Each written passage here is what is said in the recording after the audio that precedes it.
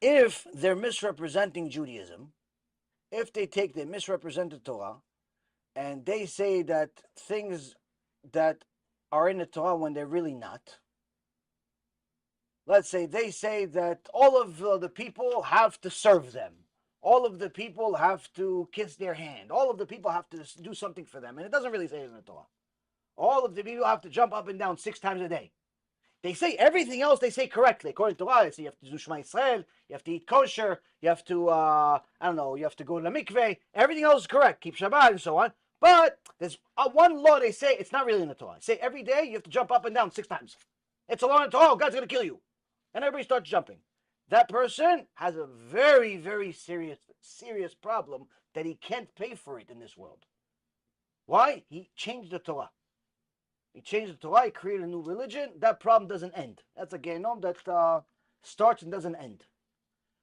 So, a person like that has a very serious problem. Another circumstance, if a person doesn't do that, where a person, let's say, for example, just says all of these rules, I have all of these rules, but he calls it the green and white religion. The green and white religion, God spoke to Mr. Green, and Mr. Green was married to Mrs. White, and therefore they called it the religion of green and white, and this is their book. We call it the green and white book, and in reality it's a chumash. And he teaches it people. The truth is that even though it's a very, very far-fetched idea, that person, it depends who he's teaching it to.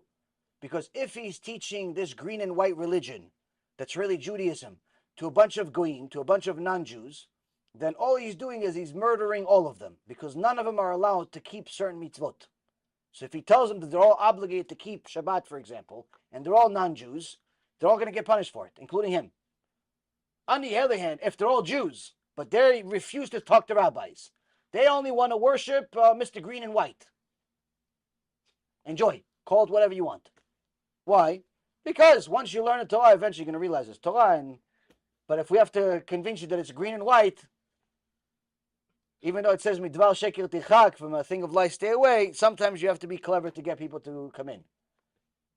So it depends who you're teaching it and what you're teaching. But if you're adding or changing the Torah, then that's a crime. But if you keep the Torah pure as it is, but you just call it something else, it's less of a crime. It's sometimes even a clever tool to use to get certain people.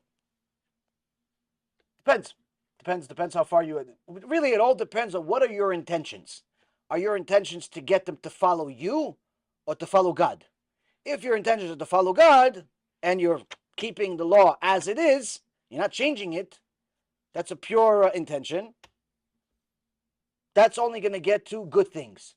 But if your intention is to get them to follow you, so they give you money and they give you respect and they give you all types of things that you desire, then obviously that's a very wicked person. That's going to create a lot of problems for those people and for themselves. There are many, many cults in the non-Jewish world that unfortunately Jewish people fall for. And every single time you see that eventually it all falls apart, eventually it all breaks apart, and it's all based on ego and money. For example, this Scientology became very, very well known in recent years, but the founder of Scientology is a complete criminal. The founder of Scientology told everybody that, to believe in nothing, believe in him, and so on and so forth. The founder of Scientology, in essence, their leader, is a complete criminal that robbed his own congregants. Another one that had some false religion, false cult, I believe it was in Texas, something like that, ended up killing everybody. So there's countless crazy people. Countless crazy people. Sometimes there are crazy people that are Jewish, but it's more rare. It's more rare. It's not as common. And usually you can spot who's the faker and who's not based on, whether they're reading things from a book or they're saying things based on their own opinion. That's why I always tell people when they ask me certain questions, oh, somebody told me that the Rambam said such and such. Oh, somebody told me that Moshe Rabbeinu said such and such. Oh, somebody told me that it's written that God said such and such. Immediately when people tell me, I said, okay, I don't say it's wrong, even if I know it's wrong. I don't say it's wrong. You know what I say? Please provide me the source. I know it's wrong. But if I tell him it's wrong, he's not going to take my word for it. Why? If he would have taken my word for it, he wouldn't ask already. He would just simply say, does he say it? He's not saying. He's making a statement. She's making a statement. So I say, oh, Moses said this? Oh, important. Please provide me the source. Why? I want to see it with my eyes. I want to see if I know your friend is maybe he's Moses' brother. I don't know who he is. But I want to see it in a book. I want to see it in a book. I don't listen to word. I want to see it in a book. I want to see what book says what he says. I want to see Rambam's name next to what he says the Rambam said. Guess what? Almost 100% of the time, there is no source. And the 0.5% to 1% of the time that there is a source, it's completely wrong. It doesn't say anything remotely close to what they're saying. They just don't know how to read, or they are misinterpreting it, or whatever it is. So it's very, very important to know that if somebody says something in the name of God, in the name of a Torah, and that something disagrees with you, it bothers you, it disagrees with something you already know or something that you believe, ask for a source. Can you please tell me where does it say what you just said? Sometimes they'll know by heart. Sometimes they won't. They'll tell, okay, I'll send you an email. I'll send you a text message. I'll provide you a source.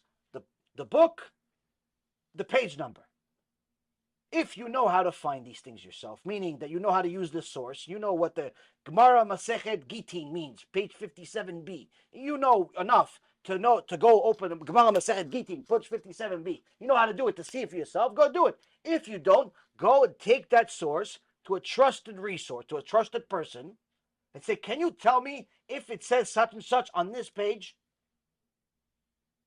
Double check. Why? Because at that moment, you will establish a very, very important step in your life, which is whether this person that provided you this information is reliable or not. If he says, go to this page at this number, and it says, it talks about, I don't know, Moses, Mount Sinai, and you go over there and it talks about horses. Now, sometimes it happens that the guy makes a mistake. It's the wrong page number. It's really 58, not 57. Or it's 55, not 56. You know, it's close, but no cigar. So you got to always check. You have to know how to check sources. But if it's the source and you double check and you check again, it's not in the book, it's in no book, then guess what? That person officially is no longer a reliable source. You are no longer allowed to listen to them. Why? If he's wrong on this, who knows how much other things he's wrong on. You understand? So the point is that if something disagrees with your reality, it's always important to ask a source, because everything that a speaker, a rabbi, a representative of Torah is saying or supposed to be saying has to have a source in the Torah. Really, ideally speaking, you shouldn't have anything coming from your own common sense. Everything should have source in the Torah. Why? That's God. Who's better than God? Why would I want to know a human opinion? Why do I care about a human's opinion? I want to know God's opinion. So if it's a source, if it's in a book, I know that's closer to God's opinion. That's it.